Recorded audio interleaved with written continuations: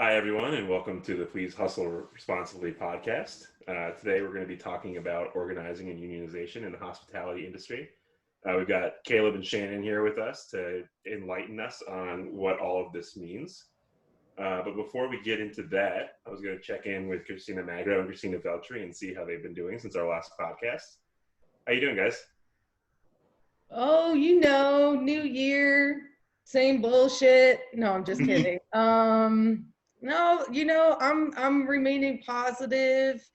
I'm still holding on to those words of wisdom that DJ Watson gave us a couple weeks back. And I'm just, setting obtainable goals for myself in this new year. And I'm feeling good. I moved into a new place, so I feel like I got a nice restart to 2021. And although the world is burning, trying to focus on the things that are right in front of me. Great. Veltri, how are you? I'm feeling pretty good. In the same boat as Mags, just staying positive, trying to stay busy, and finding balance while I have it. Because I assume that once I'm employed again, work-life balance won't exist.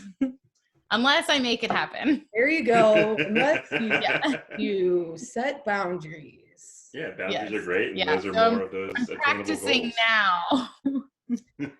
Somebody gave me some really great advice last week, and they said, you teach people how to treat you. So maybe if you go into that new job, setting some hard boundaries, your work-life balance would be existent. Yeah, that's assuming that I will get a job. I mean, if anyone's met you, you will get a job. If anyone does not hire Christina Veltri, you're just a silly person. Anyway, Matt Cole, how are you doing? I'm doing well. Kind of the same. Had a couple of busy weeks, and it's been nice to get back into a little bit of a slower pace this week and allow myself more space for the things that I want to do and the things that are important to me. So that's been really nice. And it's just like, going from periods of not doing much into doing a little bit more just feels so much more busy than it used to. So just readjusting. But it's a beautiful day and it's a great week, and I'm happy to be here with y'all. Shannon and Caleb, how are y'all doing? At me? Yeah, at both of you. She was like, oh yeah. Go ahead, bud. Yeah. I'm good. As good as it can be to be an unemployed bartender in this wild situation. But yeah, good. Great. Yeah, I'm also good. I mean, the same, it's that thing where like, I wake up in the morning and I'm like, I guess I'm knitting today. And that's my day every day. And I feel like I've kind of settled into being more comfortable with being like, all right, I can just exist, and I don't have to desperately try to fill my time and feel panicky about it. I can just be like, all right, guess I'm hanging out with our dog and deciding the day is over as soon as the sun goes down at 4 p.m. And that's where we're at. Existing is great, especially when it's just like on your own terms. Mm-hmm. All right, cool. Well, let's hop into these questions. So on our last podcast, we were talking with Emily and Molly from the Chad Project, and we were talking about accountability. And when we started talking to them about what some of the moves that we could be making in hospitality to be more accountable, one of the things they brought up was unionization and organization. And that's not something that I am super knowledgeable on. So we're very glad to have you here, because I know from multiple conversations with the both of you that it's something that you guys know a whole lot about. And you're both involved with the IWW. And we were just curious what led to your involvement with that. You go for it, Shan. Cool. I mean, we're all familiar with the ways in which the hospitality industry can be super exploitative. I started working in hospitality when I was 15 and then have spent the last 10 years continuing to do that.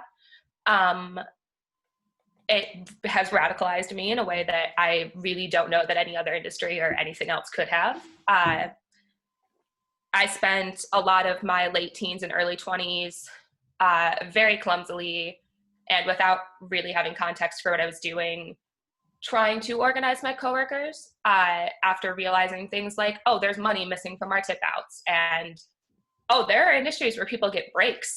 That's crazy. Or like, oh, there are people who get 8 hours off between shifts. What is that about? That's tight. Well, and sorry, just to chime in real quick, there's also industries where if you work over 8 hours, you qualify for overtime. Right. What a world. And that overtime isn't like $3 an hour or whatever because your wage is $6.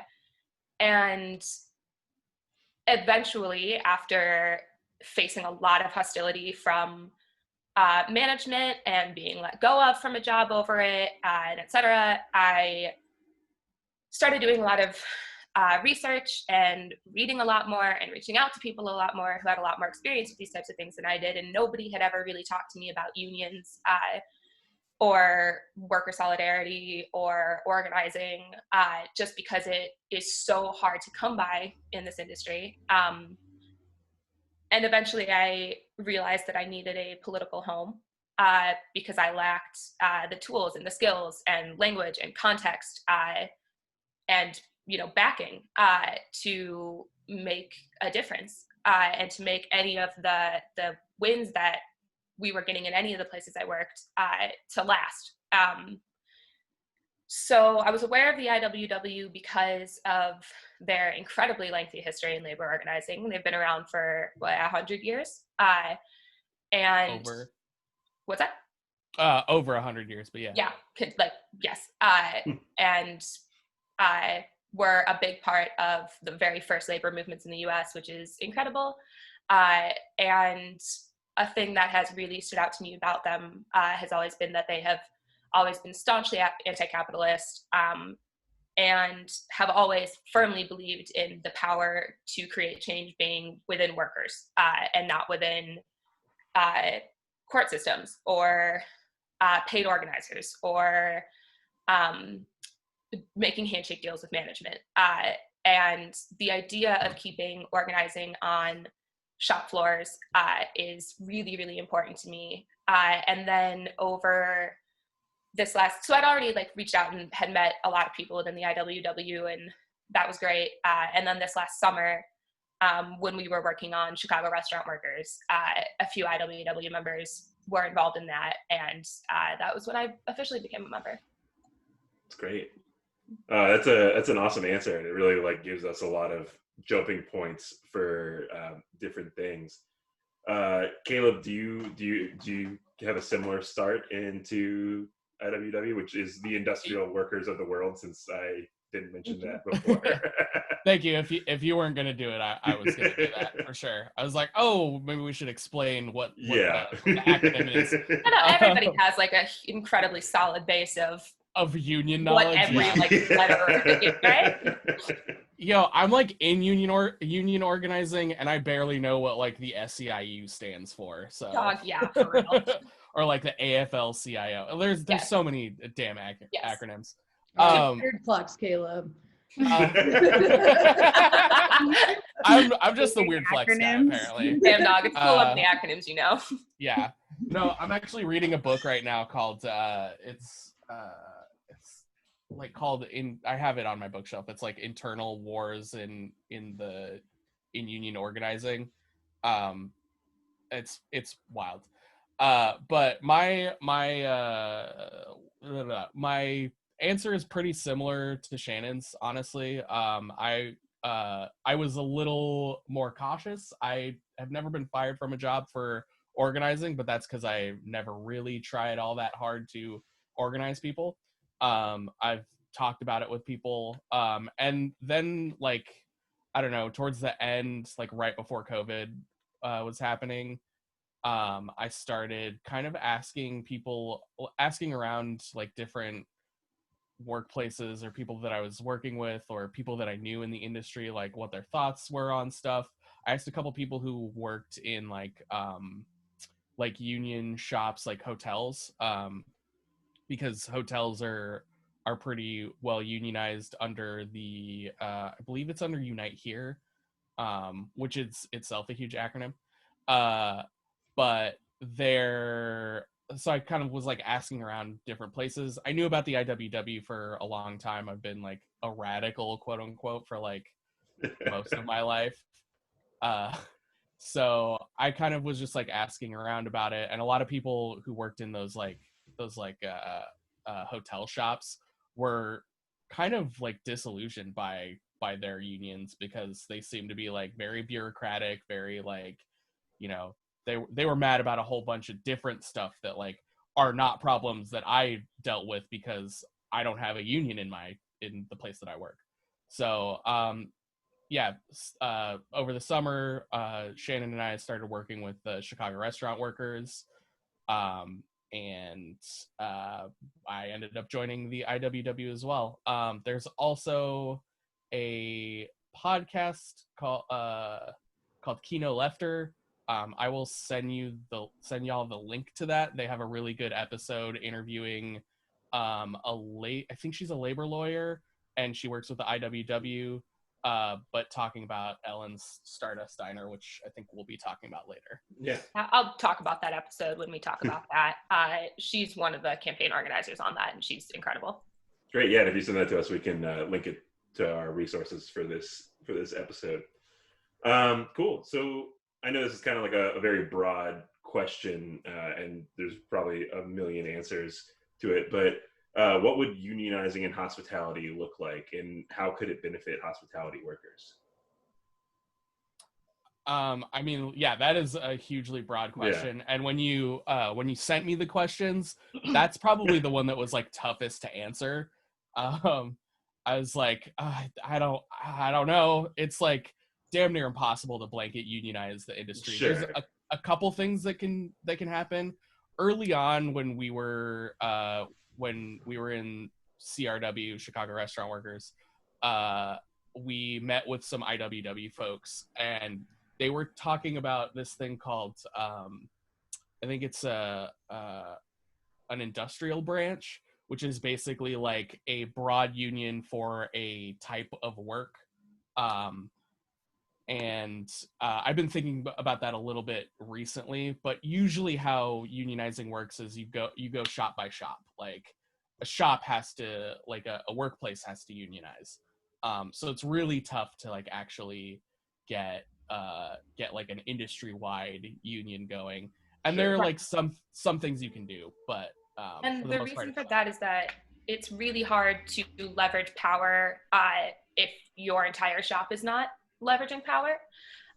Like you can walk into a workplace and be like, I'm part of this union, and your boss is like, that's cool, I don't give a shit. Why do I care that you are like, that a bunch of people within this industry are part of this? Like that doesn't mean anything to me if it's not affecting my bottom line.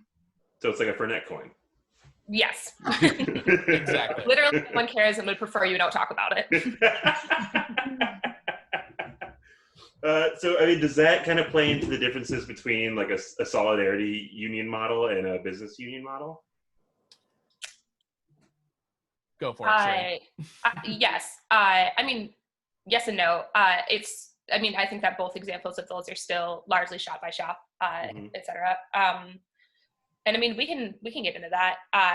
But just to circle back on like what unionizing in hospitality looks like, there are just a couple things that I want to touch on. Specifically something that Caleb was talking about, actually, which I can let him talk about. But that was like, basically like in our opinions, I think, not to put words in your mouth, Caleb, but I think in both of our opinions, the way to do that is shop by shop. And then once you have some of those examples established, that not only emboldens other people and empowers other people to feel like they can make that change in their own workplaces, but also you can start building networks within that that have more power then as well. It's like if we can build like hardship funds and job boards and et cetera within a lot of unions versus just one, that's a huge difference, and it provides even more power to workers, which is incredible, and would be kind of a goal for that. Caleb, did you want to go into that a little bit? Sure, I can talk about that a little bit. So, I mean, I basically agree with everything Shannon just said. Yeah, it really does, like, you're building worker power in a specific area. So solidarity unionism is basically where you the worker are the union, right?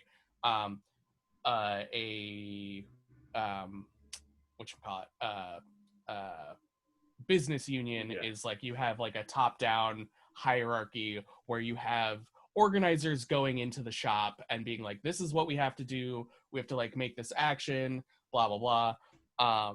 Whereas in a solidarity union, you will, like, if you were to go and hit up the IWW and be like, I want to start a union in my workplace, we will send, I'm actually we call them an organizing mentor. Some people call it an external organizer. They're people who work in a union who go to a shop and talk to the people who want to start a union in their workplace. And we kind of like talk them through it a little bit, give trainings, kind of try and motivate them, touch base with them. But in the IWW especially, and like solidarity unions generally, what we're trying to do is, the only thing we're trying to do is like help workers. We're not trying to like tell them what to do. Like, the decisions ultimately are up to them because we don't work in the shop. Like, I don't know, like, I can only infer stuff from what you're telling me is happening in your shop. I don't know your boss. I don't know your coworkers. And like, maybe I will be able to meet those people if you have a like in hospitality, it's forward facing. So like, I can probably meet your boss. I can probably meet your coworkers because you're working in a bar or a restaurant. So like, I can just come in and like pretend that I'm just a regular patron and shoot the shit with people. So that's like I think that's the biggest difference between a business union and a solidarity union, is that in a solidarity union, the workers are the union. The workers make the decisions. The workers fight for their own power.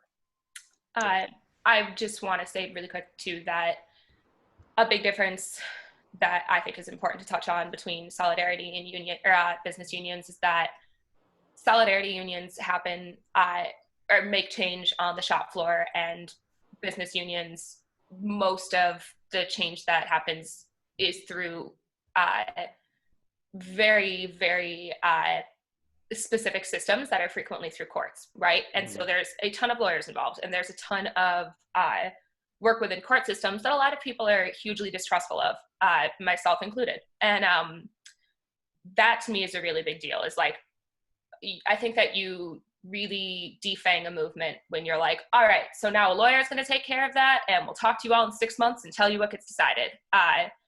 And that, I think, is a great way to lose that anger and everything that makes people want to organize their workplace to be a better place. Yeah, I just wanted to touch on that.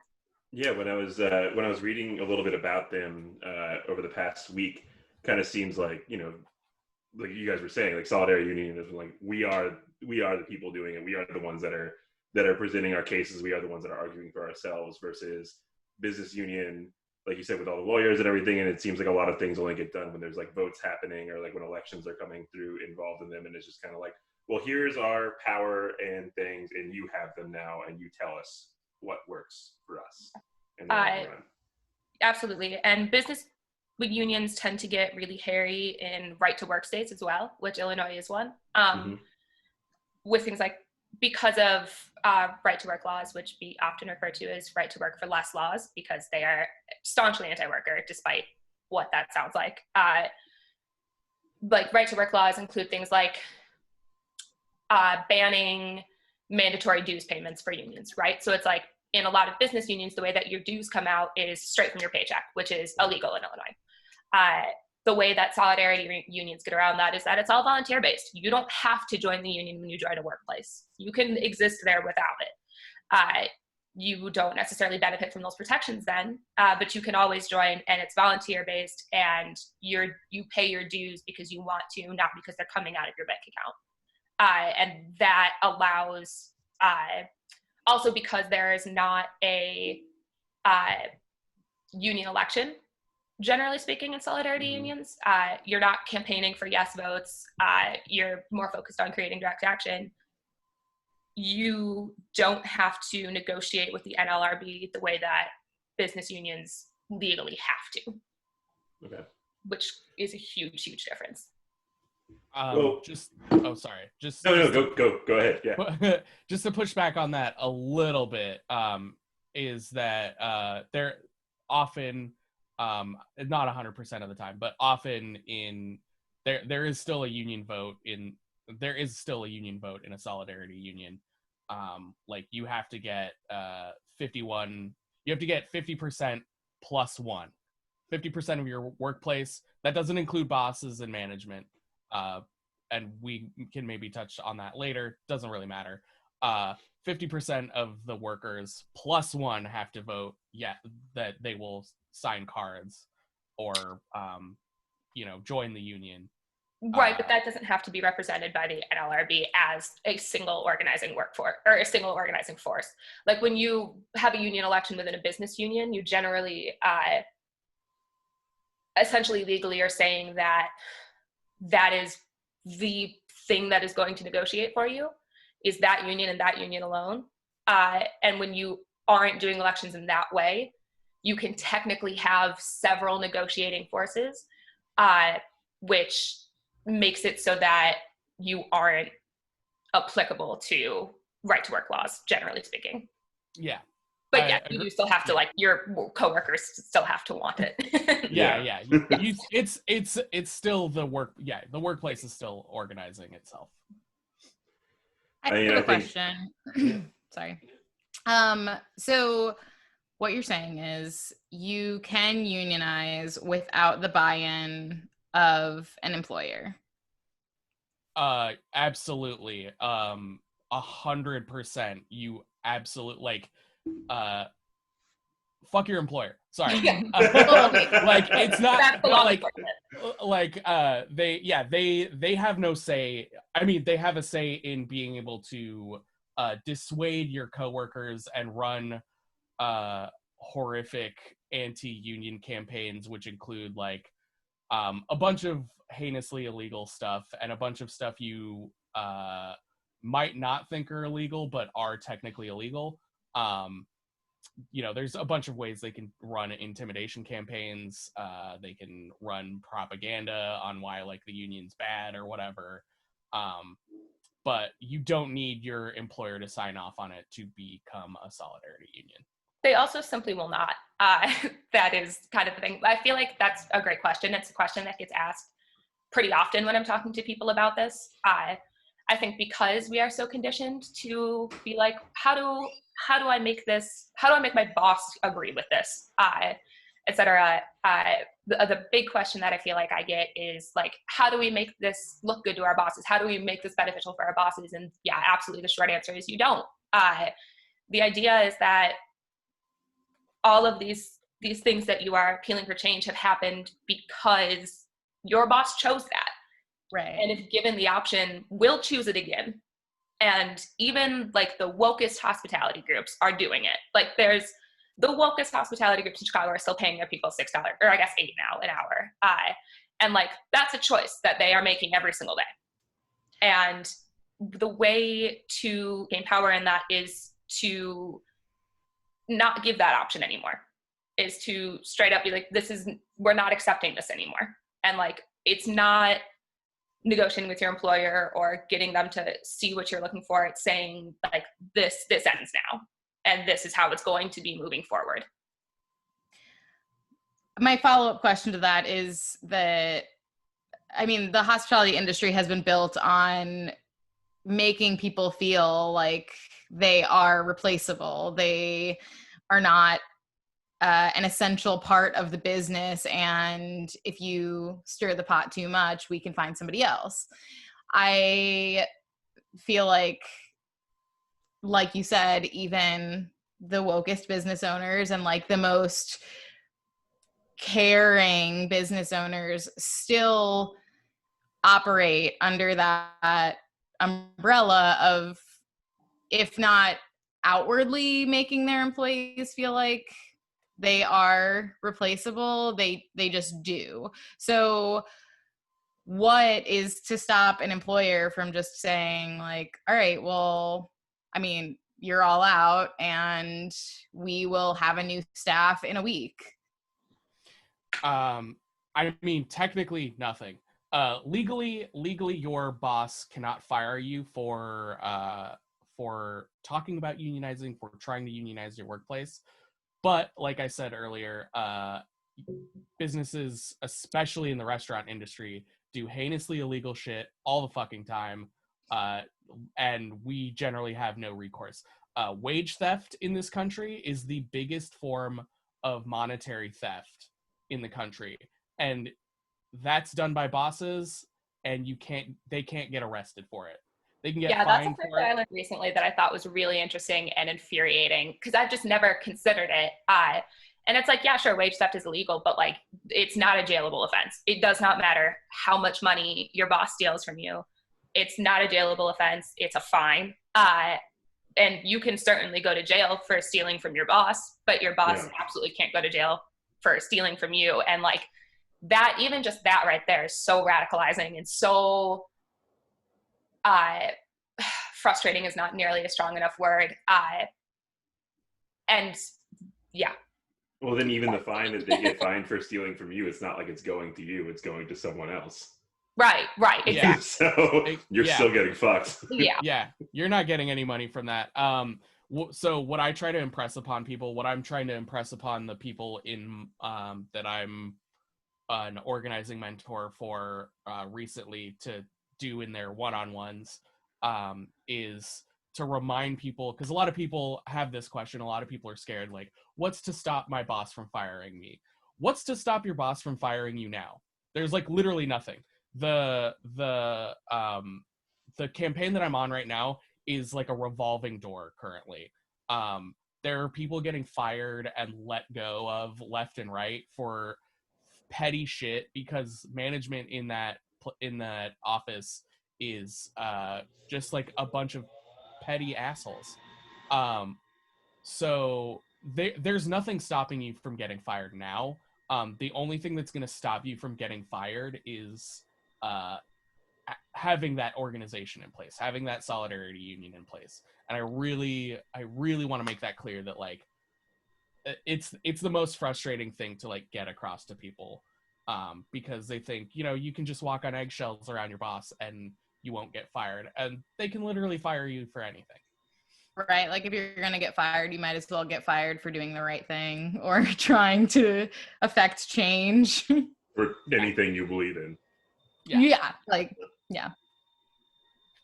Well, I mean, so you're saying, go for it. Go for it. No, go for it. I was just gonna.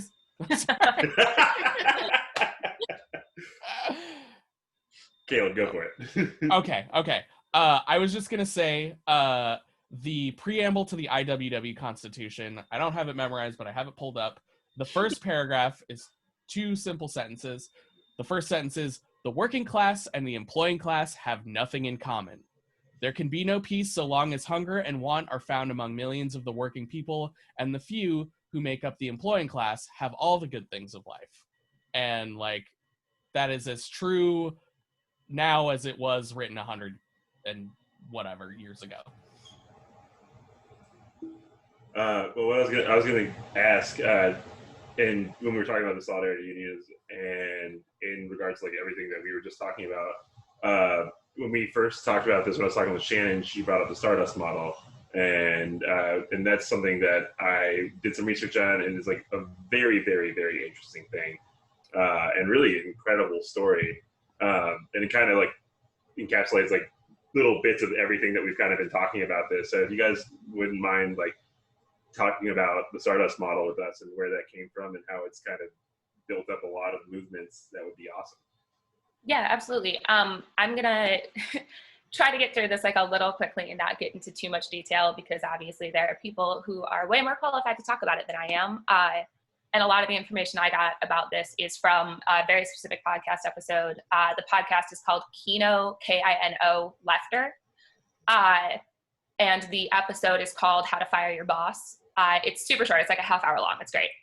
And I remember like the first time I listened to this being like, did I take my Adderall twice today? Or am I just like really stoked? And I was just like really stoked. Like it is so energizing and so hope inspiring. And I feel like it's so easy to get really beaten down in organizing this industry and to just be like, well, fuck it, it's impossible. And I hate it. And I'm so tired.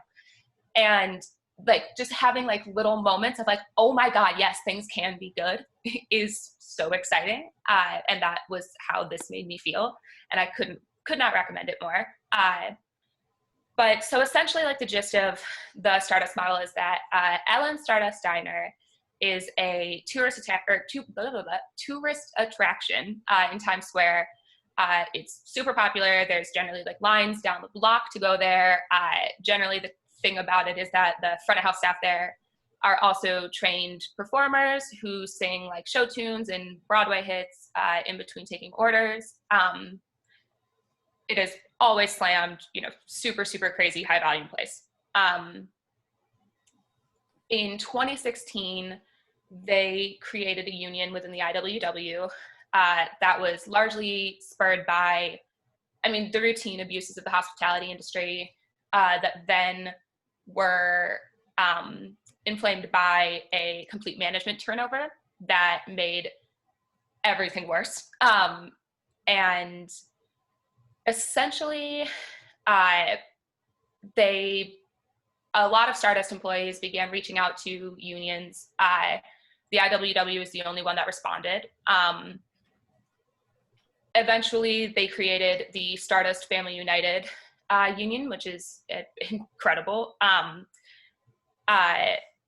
And then instead of leaning into like legal technical aspects of organizing, like signing authorization cards, they got comfortable asking each other what their issues were and what should be done to solve them. And again, these are things that are typical of like solidarity unions. Instead of campaigning for yes votes for union elections outside of the like, yes, 50% plus one, they build each other's skills as organizers, which include like mapping workplaces and creating contact lists. And instead of demonstrating union support by wearing like pins and shirts, et cetera, they directly disrupt workflow, which is incredible and so important. This campaign is really, really interesting to me for a lot of reasons. A big one is that like there were legal aspects to this campaign. When they first made this union public, which is an interesting thing to talk about in unionizing. Well, I guess I'll just go into it really quick. Essentially, when you're organizing a union, you want to keep that as far away from your boss as you possibly can, because the second that word gets out about that, there's likely going to be some pretty severe anti-union crackdowns. And then when you're ready, you tend to go public with your union, but you have to be like very, very solid before you do that. So when they did go public back in 2016, their management and ownership immediately cracked down super hard anti-union propaganda. There were 2 mass firings over the course of 3 months, where the first one, 16 employees were fired, and the second one, 15 employees, I believe, were fired. Allegedly, it was for theft, but the National Labor Relations Board found no evidence of that. It took about a year, but they won that case and received back pay, and everyone was offered their jobs back. And the people who were involved in that had their legal fees and a lot of help surviving during that time paid by like strike and hardship funds that are created by paying dues. Because again, like as much as it's like, yes, I believe in this, most of us can't survive without working for a year, right? So that was like the kind of legal recourse in that action. But most of it comes from, most of their power comes from direct action, which is incredible, which is like, examples of what they've done are picketing outside of the restaurant, but also picketing outside of Ellen Sturm, who is the mother of the person who owns this, to Ellen Stardust Diner is named after, outside of her apartment and just handing out leaflets that are like, meet Ellen Sturm, Union Buster, which is such a cool tactic that is, I mean, basically psychological warfare, which is done to us all the time. That is like, you know what? No, we're not taking this anymore. And this is personal. Like, you are personally responsible for doing this to us. And we're gonna bring it back now. A huge part of why this union was successful is that they were able to organize the replacement workers, which are often referred to as scabs, after those mass layoffs or mass firings happened. And they were able to do it so successfully that they were often having like IWW organizer trainings before these replacement workers were even on the floor yet. Like, all right, awesome, you're union trained, and now you can go learn how to serve here, which is incredible. And radicalizing people before they're even on the floor is such a great way to start, or to keep that strong. There's a fantastic example of a thing that I feel like most of us have seen at a lot of our workplaces, where they have a lot of, large parties there that'll be, up to like 100 people or whatever. These are naturally auto-graded. There was like money going missing from that, or percentages were being skimmed off to pay event organizer commissions, etc. The Stardust Family Union organized a March on the Boss, which was just during a dinner service.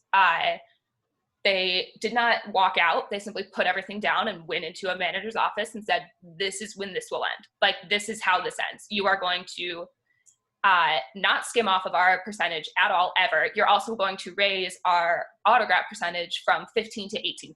And that's how you're going to get your dinner service back right now. And they caved immediately, because what else do you do? There's another great example of when the minimum wage went up to $15 an hour in New York. That created a really weird pay structure in back of house, where it was like, okay, a lot of line cooks then who had been there for, years, all of a sudden were making the same amount of money as dishwashers who had been there for 2 weeks. And they all sat down, came up with a pay structure that felt fair to everybody, and organized a work stoppage in the middle of a Friday night dinner service, right at like 7:00, just simply put everything down and said, we're not going to start working again until you promise us a meeting tomorrow morning with our GM, so that we can lay out like what we want the structure to look like. There's a lot of like glad handing and like, yeah, of course, absolutely, we're totally going to do that for you. Next morning, this person was not there. So they, the next morning, right at like noon, when this was meeting was supposed to happen, they put down their tools again, and all of a sudden this GM appeared, right? And the GM showed up with an HR rep that was bilingual, and the Spanish-speaking people who worked in the kitchen had already asked a server that they trusted who was bilingual to, kind of represent and translate them in this meeting. And when they sat down for this meeting, the GM said, hey, like, it's cool, you don't need this person here. We have this HR rep who is bilingual and will help you out. This person doesn't need to be here. And they got to just do this really cool thing where they were like, no, we called this meeting. You don't decide who's here. This was us, and we're doing this, and this is how this is going to go. And again, their demands were met on the spot. And the really, really cool thing about this method of organizing is that you can't overdo it.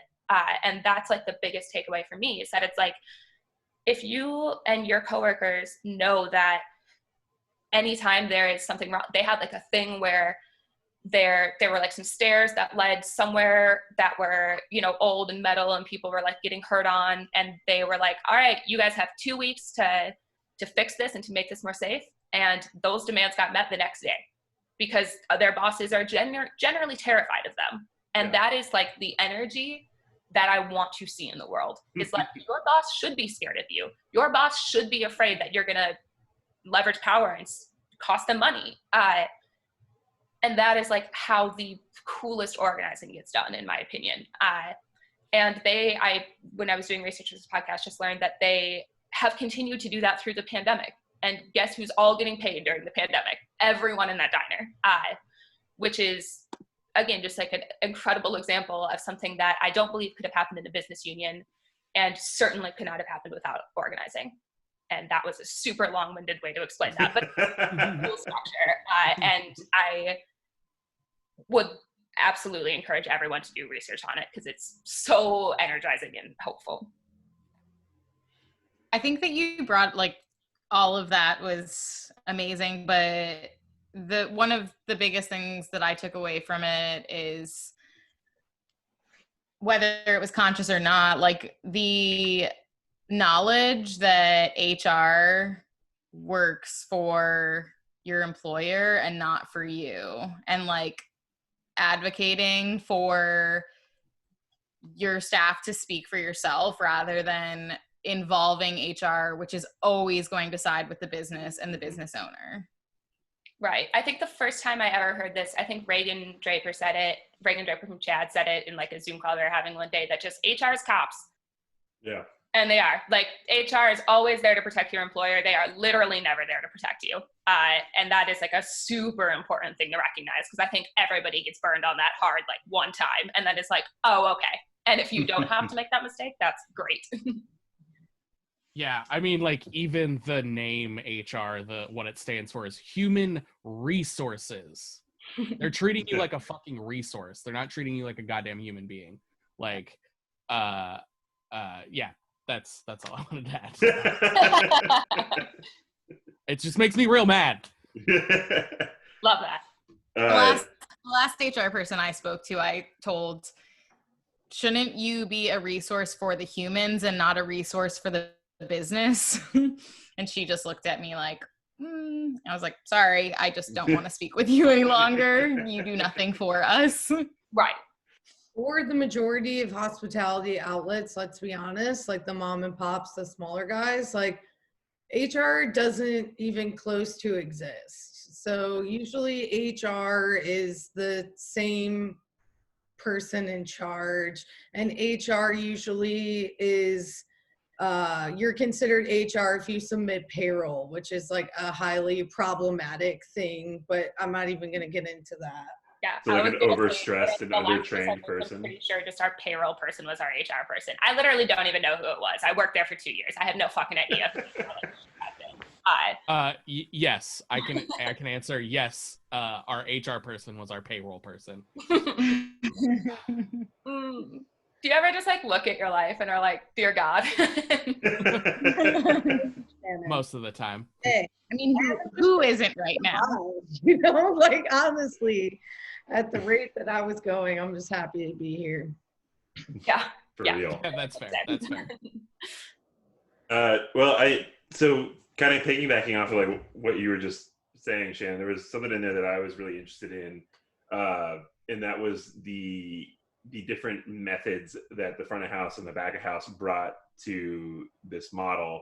Because when we were talking about it, like, there's obviously so much difference in how both sides of a restaurant are treated, paid, dealt with. Like it's basically two completely separate entities, which it shouldn't be, because you know that's not what they tell you. It's like we're all in this together, and we are. Well, and that's by design, right? Like we know that by design, having front of house, back of house think that they are opposed to each other is incredibly beneficial to our bosses. 100%.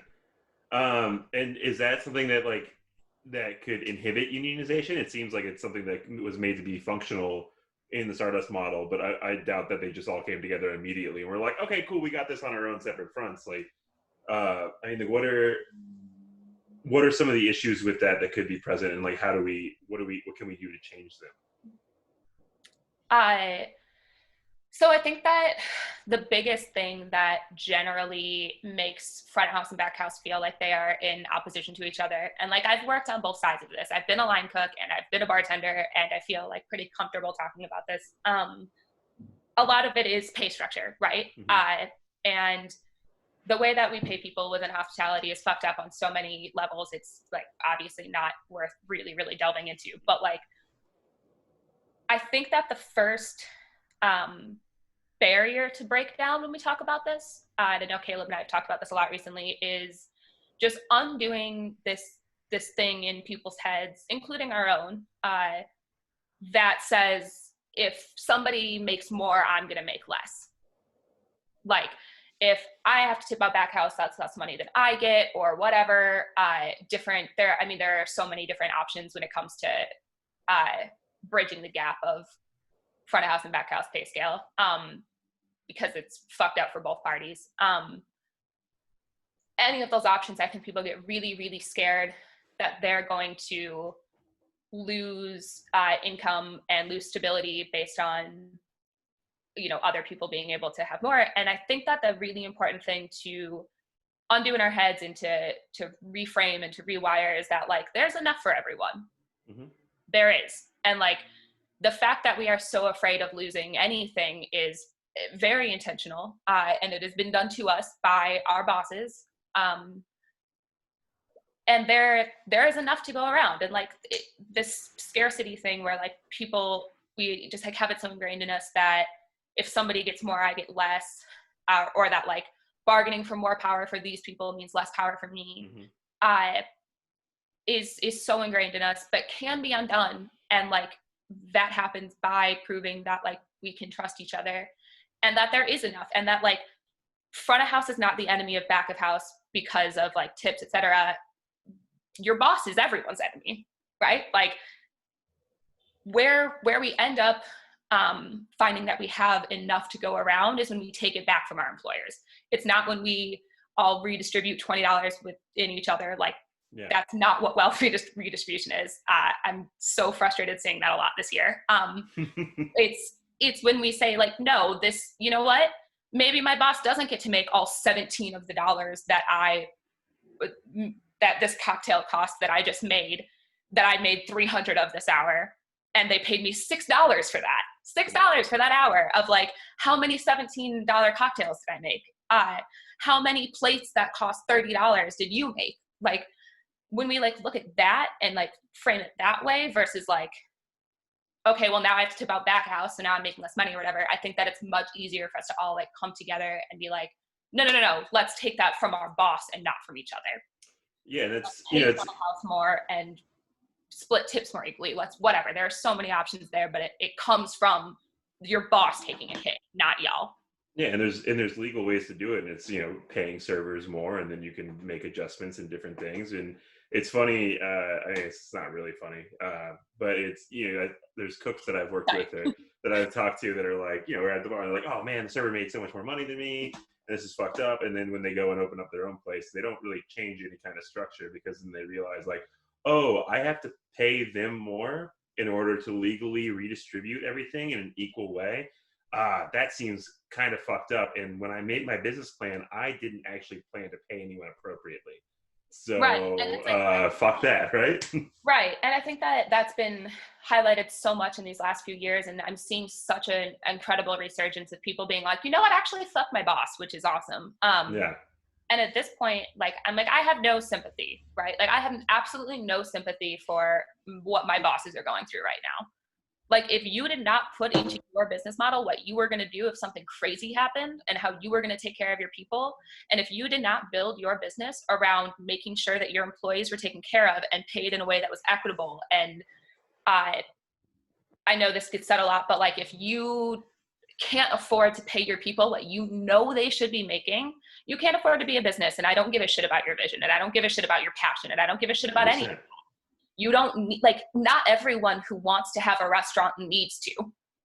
Like, opening restaurants and bars on a shoestring budget is harmful, and people stop doing it, and then stop opening up other ones because you think that that place is going to pay for your other place, and then putting the responsibility on your employees to then make that place successful. Yeah, Doug, don't stop fucking hearing. All been in that situation, and it's like, it's not our jobs as employees to carry your business on the back because you didn't give us the tools to succeed from day one. Like, if you don't have money to pay us, then like maybe you should find a different hobby, because this is a hobby that you're clearly bad at. This is not business, you know? Right. You got some money and you decide that you're going to open a restaurant, even though you've never done any kind of restaurant work, and you're just like, oh, well, this guy's got 3, so I'm going to open 3, and all I'm going to do in involvement with the restaurant is come in and run up the bottom line by taking free drinks and free food without actually being a part of any kind of structure of it. Like, but also, why am I not making more money now? You're going to get all that for your comps, you know? Yeah, exactly. It's more harmful than even just not being able to pay your employees well. It's like, cool, if everyone who has $10,000 in their bank account opens a restaurant, what you also do is then just oversaturate the fuck out of the market. And it's like, all right, cool. Now there's way more bars and restaurants in Chicago than people can afford to patronize. And so it's like, all right, cool. So now already people, like, you have now already made it so that you can't pay your people, but now neither can consumers. Like, you can't even pretend that like your consumers are paying your employees wages anymore, because there's literally just not enough of them. And it's like such a harmful cycle of like, of people being like, I will make up for my losses on my employees' backs. And it's harmful in so many ways and to so many people. And I think that it's very fair to be personally mad about it. Sure. I hate everyone I've ever worked for. Like, point absolutely. Would be like, I am angry about that.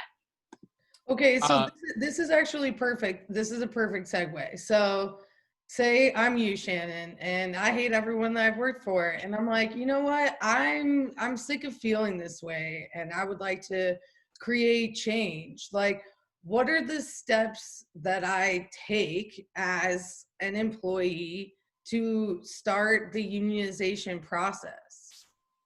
Caleb, I think you should take that one. Sure. So I would probably start by shopping around a little bit. I obviously am a wobbly. I'm an IWW member. Sorry, wobbly is our term for ourselves, I guess. So I have my own personal preference. But you know, maybe the Stardust model or maybe the IWW solidarity model might not be the right fit or whatever. Shop around, look in your area. Obviously in Chicago there's a lot of resources. Maybe you're not in Chicago, maybe you're somewhere else. I would look online, see what unions exist in my area, what unions unionize your type of work. So in restaurants, it would be stuff like Unite Here, or I know it doesn't sound like they do, but United Electrical Union is another solidarity union that unionizes all over the place. I would email some people. You know, they usually have websites. They usually have phone numbers. You can call someone or email someone, be like, hey, I'm interested. Can I get some information on this stuff? IWW, we definitely have that. We're a little saturated right now with campaigns. We don't have enough people in the union who are trained up and willing to be trained up to start being external organizers currently, which is a problem, but it's a good problem to have, kind of. We have more people interested than we have people to do the thing, right? Mm-hmm. So I would shop around first, and then the next step would be start talking to your coworkers. Like we were talking about earlier, don't blow up your spot. Don't make it like super public. Don't start going to your coworker being like, hey, how do you feel about starting a union? Like, that's a great way to get fired. That's a great way for your boss to start That is taking shifts definitely from you. something I would do too. Yeah. Yeah, Yeah, don't fucking do that. That said, you can start in the IWW. We have a template of like the process for organizing. It's AEIOU. The first step is agitate, the A. So start agitating your coworkers. Go, talk about, have a post shift, drink. We already do this anyway. The amount of times I've gone to the bar after work and just been like, oh man, today was fucking wild with like, whoever. And kind of just like start agitating from there, talk about their problems. The next part of the E is educate. So then you start talking about, the union stuff, like talk about whatever. Make sure you're doing all of that outside of work. Make sure it's with someone you think is trustworthy, who's not going to snitch on you to the boss. But like start by just having those conversations with people at work and try and take it outside of work. Start talking about the problems, and finding out what problems are widely felt in your restaurant or bar or whatever, and find out what problems are deeply felt. And if you have a problem that is that Venn diagram of widely felt and deeply felt, like that's a good thing to organize around. And that's how you can start organizing. But definitely start by shopping. Health insurance. Yes. Bingo. That's a 100%. fantastic example of one that it's like, you know what? You want back of house and front of house to be pissed the fuck off? Let's talk about health insurance. Yeah. Right? Or paid time off, or like, basic benefits like that we very often don't. Yeah. And like, just to continue with what Caleb was saying, like for me, I think it's really, really important to practice empathy really, really hard before you start doing anything, right? Is by being like, yeah, when you're going for that post-shift beer, like really listening to your coworkers about like what they're complaining about, even though it's us just being like, oh my fucking God, today sucked or whatever, like really listening to that and being like, why though? And then like learning, again, like I was just talking about how to reframe, like when somebody's like, God fucking damn it, this person called in again because they're sick and I got my ass kicked for it and I'm super pissed, like learning how to like undo that in our own heads and then help other people do it, and being like, you're not mad at this person. You're mad that your boss didn't bother to like want to pay the people to make sure you were properly staffed. And because of that, somebody calling in fucked everyone over. And that's not on that person who was sick. Mm-hmm. And like just reframing things like that is like a great way to just start, again, just like agitating. Yeah, I do want to say there's a fine line, right? On agitation, because sometimes it just becomes a release valve. Like, right. You can just start bitching about work and that doesn't do anything. Like that amounts to nothing. You're just like, cool, now I feel a little bit of catharsis because I talked about all these problems, so now I don't have to do anything. Yeah. It's like, well, I assume somewhere in this acronym we're gonna get to like organizing, which would be which would be where it goes from just like bitching and releasing to like actually focusing on how to organize real change. Yeah, like if you ever worked somewhere that has a shift log and it starts off as like a really great thing, and then like 3 weeks later you're like, oh, everyone hates each other and is like yelling about it here. Like, so brief rundown of that AEIOU. The O in there is organize. So A is agitate, E is educate, I is inoculate, because once you start unionizing, once the boss finds out about it, they're going to start retaliating. They're going to do shit. They're going to, talk about why joining a union is bad and we're all a family and like do all this dumb bullshit that we already have dealt with for years. So inoculate against that. O is organize. So that's when you're building your internal committee with people you trust. And then U is like the union push is what they call it, or unionize is, and that's kind of like that's the end stage basically. You've built your internal committee, you've done some hopefully you've been able to do some actions that have gotten some gains for your coworkers, for you and your coworkers, and you're ready to like actually make that like official, I guess. I don't know. I have one really quick question. So upon my research for this podcast, I was like reading about Google and what went on with Google, and how Google is not essentially acknowledging the unionization of their employees. So how can they do that, number one? And number two, is that because they don't have 50+1 people, or like, why is that happening? I mean, my immediate answer to that is that, like, if your union is based around direct action, you don't fucking have to care if your employer acknowledges it. Ellen Stardust Diner has never acknowledged their union, but if your fucking workflow stops, you're not going to have a choice but to give into demands, etc. Like, I'm sorry, Caleb, do you want to?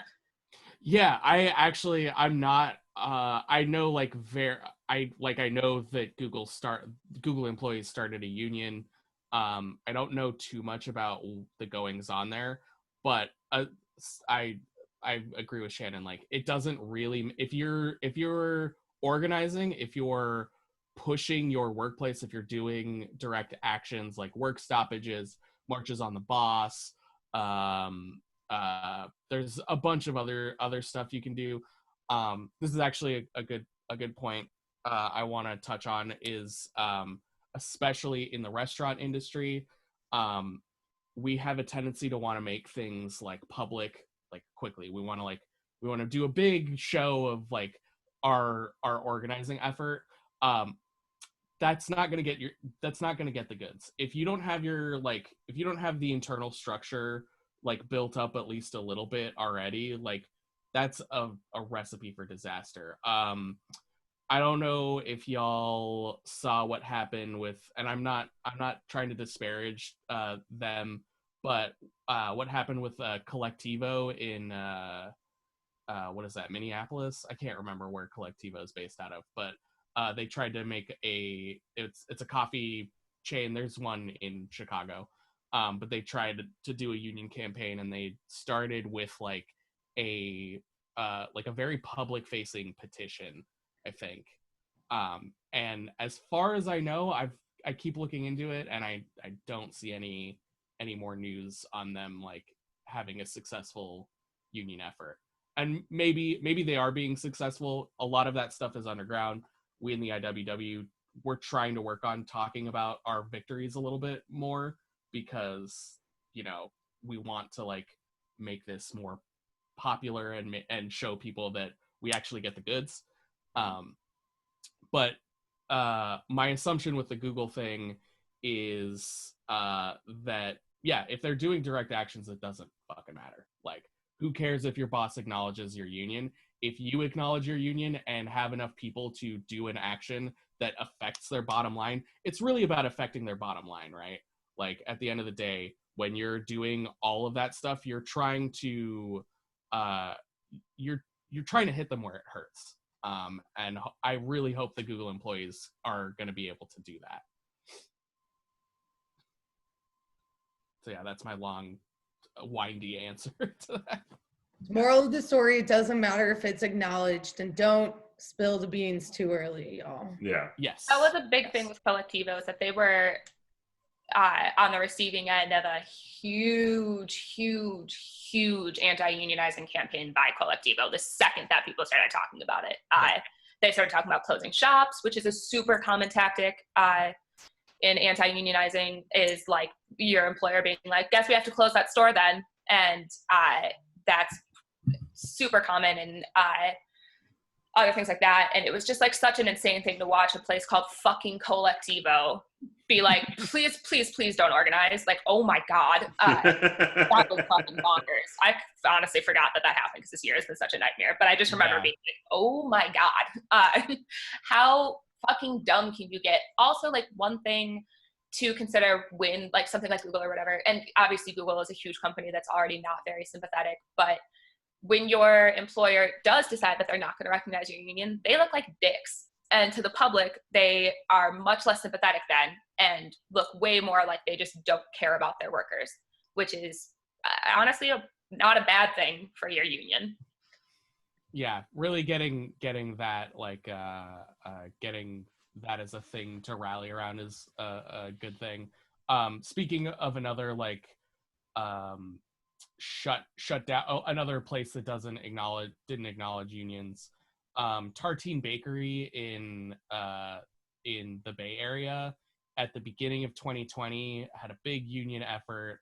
I think they unionized like 2 or 4 shops, I can't remember. And then pandemic happened, and they closed like 1 or 2 of their most like heavily unionized shops. And I don't think, like, yes, they used the pandemic as an excuse to close those shops, but I'm pretty sure it wasn't the pandemic that made them close those shops. I'm pretty sure it was that they unionized their workspace. So that's a thing that happens in these like larger places. Obviously, a smaller like mom and pop shop can't really afford to do that, or, you know, don't want to do that, but definitely in a larger place with like multiple locations, they can and will shut down a shop.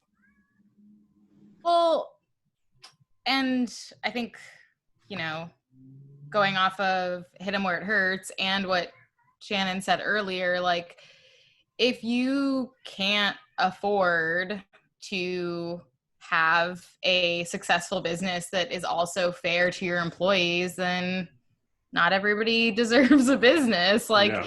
if the union wipes out a store or just the business in general, then it wasn't sustainable to begin with. I want to push back on that just a little bit. That's fine. I think everything you said is pretty spot on. Just that it's not about them not being able to afford to pay people in these instances. It's them not wanting that show of power against them, of like dual power or whatever. Like, those fucking restaurants can afford to be open. They just choose not to be open because they want to intimidate people to, like, in their other shops, saying like, look, this is what happens if you unionize. And Tartine is a great example because they publicly came out again, like, the owners of Tartine Bakery were like, yeah, we don't want a union. We don't want unions in our shops. Right. And I think that we'll see more and more like public and like general disillusionment and like disavowalment from places that do that, as we see like the labor movement have like a real comeback, which we're seeing the last few years. Like labor organizing has had a huge resurgence, and that will only continue based on wage gaps, et cetera. And I mean, in like the really, really radical days of labor organizing back when like the NLRB and et cetera were like still first being established, like the IWW was like, here's a shotgun and union backing, and like, cool, if your boss says no, show up at his house. Like, and the more and more that we're able to be like, look, these people are literally saying, like, they're not beating around the bush, they're literally saying that they do not want you to have these things, the more we're going to see like general outrage. And you're not just going to see like the baristas at Tartine being like, this is fucked up. You're going to see like everyone in that community being like, what the fuck? This place that we thought was like a cool local business hates their workers and we don't need to patronize it. And like, the more radical shift towards like labor being a powerful and important body, the more we're going to see that being able to be leveraged. I also want to touch on that a little bit because a big thing that we talk about in the IWW is that the workers get the goods. Like, yeah, getting the community mad and like community based around a thing is really good and awesome. But in general, boycotts don't tend to work as an organizing tactic, mostly because you can't really tell what a boycott is doing to a business. Like, you don't have people coming in to be like, I'm not shopping here because you're not unionizing or whatever. So that's like a tough thing. Things like the Montgomery bus boycotts in the was that in the 50s or 60s? I can't remember off the top of my head. In the civil rights era, was that they had a huge mobilized effort of those boycotts. And so it like lasted over a year. exactly. So it takes a long time, and it's you need like a lot of backing behind it before you can really like get the goods on that one. That's all I wanted to say. Well, I was going to ask how accountability could be benefited from unionization, but I think that we've really kind of dived into that through the last little bit. And it's in almost every way, because now we get to decide what it is we want, what it is that we look for, and it's us making the demands and executing that and making that happen, which is great, because I think that our industry suffers from a huge lack of accountability on all fronts, be it workers, employers, managers, HR, even to the customers. So I think that anything that could benefit that is wildly beneficial to us and to our industry. So I just wanted to ask, what does the future of hospitality look like to y'all? This question is hilarious to me because when Caleb and I talked about it, the first sentence we both like started with was just like, it dies entirely, as we know. That's how it starts. For me, there's a fantastic series that was written by a chef in New Orleans who was also at one point owned a cart. Like he wasn't an employer, but had a business. Whose name is, God damn it, I'm not gonna say this right. That... about it. Tunde Way, Mm-hmm. Who wrote this really incredible series called "Don't Bail Out the Restaurant Industry," and it literally begins with just we're on the cusp of everything to remain exactly the same. And the New Yorker did a really great piece on him recently that was just called "The Case for Letting the Restaurant Industry Die," that I hugely encourage everyone to look into, because it was so eloquently written by someone who has done so much incredible work. No, he's fascinating. He's truly incredible. But yeah, anyway, he did like a little, sorry to cut you off. He did like a little series on, like, he started a like video series, like talking. I only watched the first one. I don't know if I haven't checked in on those. It was a while ago, but the first one was this like Palestinian woman who owns a bakery in the Bay Area that was like working on like building her shop up like union wise as well, and like doing a more like equitable thing and doing more community based stuff. Yeah, his Instagram is from Lagos, if you guys are interested in checking out some of his work. Yeah, absolutely do if you're listening to this, because he's an incredible person, and I feel like I have gained so much from reading everything that he's written. It's incredible. And then, I mean, what Caleb and I talked about really with regards to answering this question is that it's like, we are both pretty staunchly anti-capitalist, and it's like, I firmly believe that under capitalism, the only way that we can, the only thing that unionism does is create not a band-aid, but it is a reactionary defense mechanism for what capitalism is doing to us, right? Like, and in order to like break that down, for me, one of the things that I find like so egregious and so offensive and so hurtful about the way that hospitality is exploited in under capitalism is that, like, I think that hospitality is one of the most important things in the world. I think that like being good to each other is so unbelievably important, and like wanting to do that from a place of just like knowing how it feels to be taken care of and to feel cared for is incredible. And like wanting to provide that to other people is amazing. And like when we deprofessionalize the concept of hospitality and are like, okay, it's just like us being good to each other, and I want to do that, and I don't want to do that in a way that makes me like a weird money making resource, or that means like I just take abuse. Like that is such a huge idea to me of like what I want to see change is like largely a refocusing on that, which I don't believe can happen under capitalism. And I know, Caleb, that you had definitely some feelings about this as well. Yeah, I wrote a whole like 4 paragraphs. I'm not gonna go into all of it. Yeah, give us a Cliff Note version. yeah. But I think like I don't want to see any fucking managers. I mean, like straight up. I want people to work in a restaurant and to run it as equals. I want like we're showing people a good time, right? We're like in like we're inviting people in. They're our guests, which is something that gets weaponized against us a lot currently. And I want that part to stop. I want the weaponization of like, oh, you're providing people a service, you're doing, you're getting people to have a good time, like, so you have to be happy all the time, you have to like fake it till you make it or whatever kind of bullshit. Like I want all that to stop. And I don't want just the patrons to have a good time. I want like our coworkers to be able to have a good time too.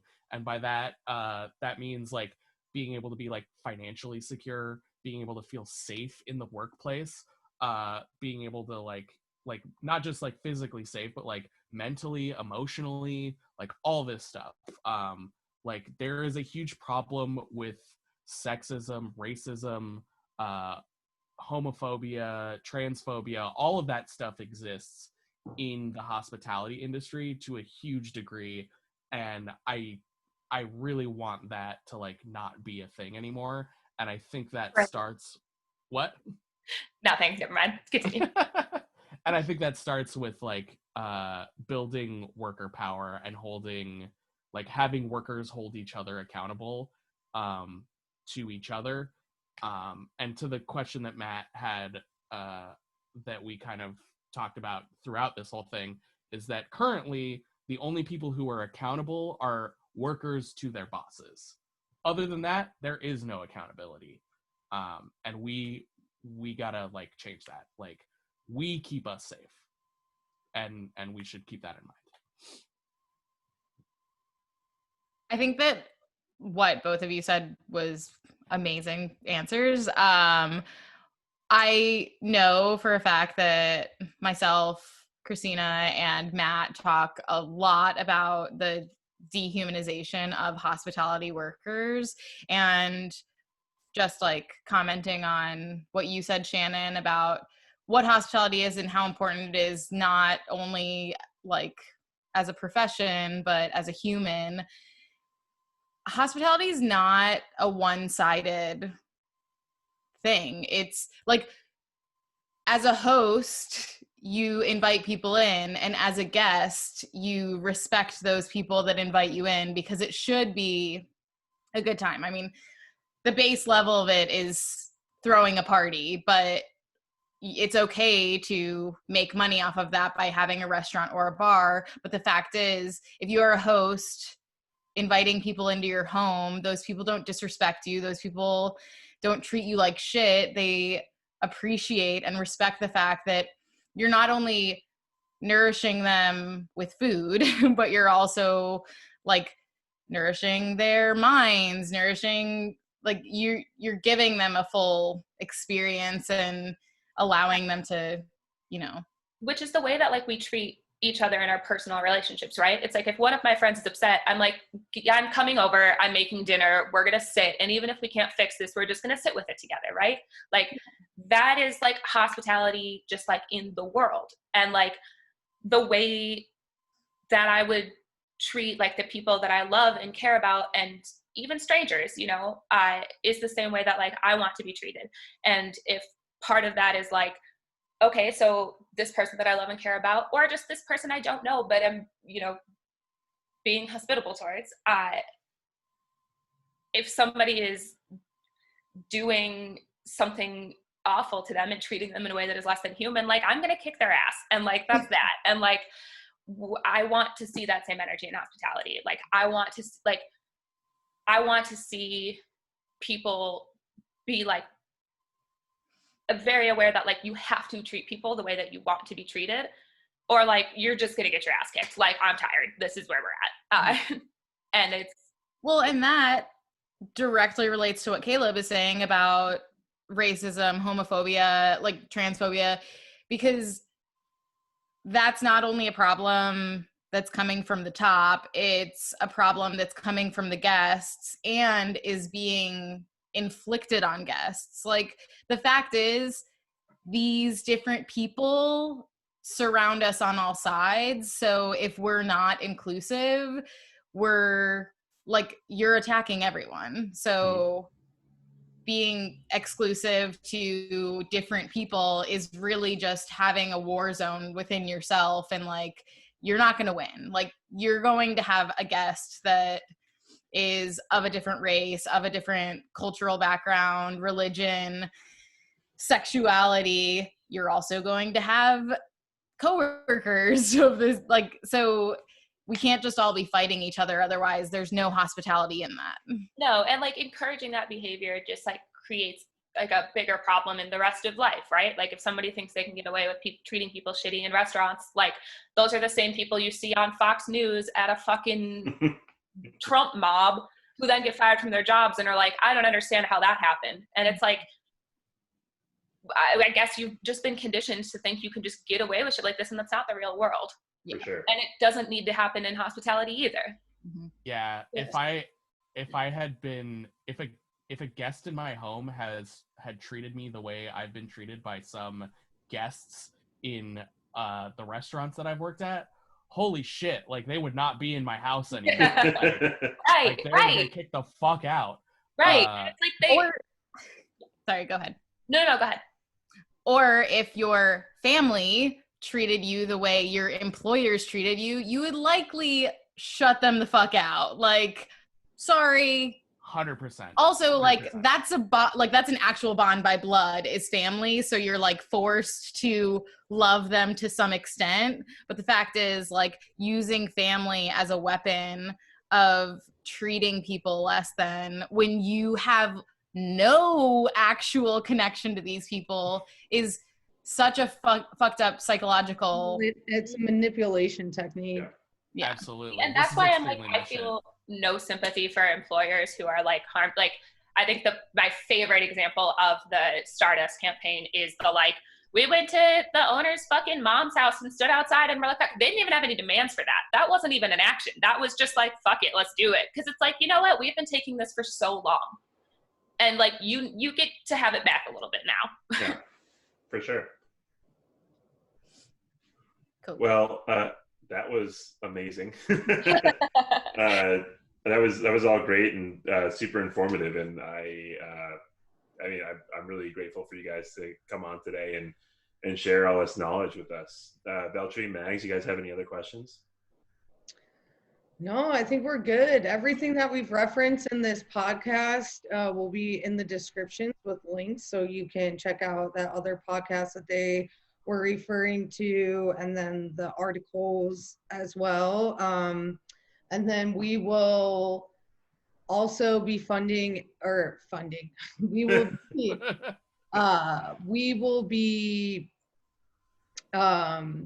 taking questions. If you have any additional questions for Shannon or Caleb, please email us at info@pleasehustleresponsibly.org, and we will make sure that we get those questions answered for you. We are starting this new year of 2021 of giving folks the tools that they need to better advocate for themselves in and outside of the workplace. So last week was accountability, and today was unionization. So please feel free, if you have any questions, reach out to us. And remember, while you're out there, to please hustle responsibly. Thanks, everybody. Thanks, you. Thanks, y'all. Guys. Thank you.